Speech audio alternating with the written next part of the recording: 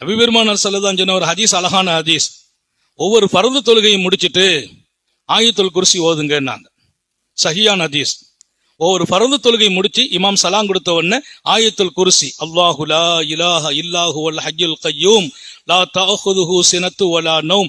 ஆயத்துல் குர்சி குர்ஆன்லயே விசேஷமான ஆயத், சூரத்துல் பக்ராவில இடம்பெறும். அந்த ஆயத்தை ஓதுங்கள். அந்த ஆயத்தை நீங்கள் ஓதுவீர்களா? நபிகள் நாயகம் ஸல்லல்லாஹு அலைஹி சொல்வாங்க, உங்களுக்கும் சொர்க்கத்துக்கும் மத்தியில் தடை மரணம் மட்டும்தான். நீங்கள் எப்போது மரணம் தழுவீர்களோ நேரா சொர்க்கம் என்றார்கள். என் சொர்க்கத்தையே தீர்மானிக்கிற பவர். ஆயத்துல் குர்சி ஓதுங்கள். எப்போது ஓத வேண்டும்? பரது தொழுகை முடித்த போது.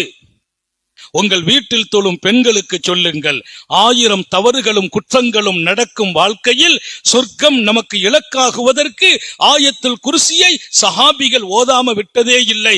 மாநபி நான் ஓதுகிறேன் என்றார்கள் கண்மணி நாயகம் ஸல்லல்லாஹு அலைஹி வஸல்லம்.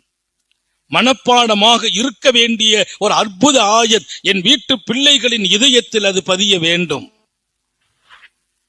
அப்போ சொர்க்கம் சில பேர்களை அழைக்கும்.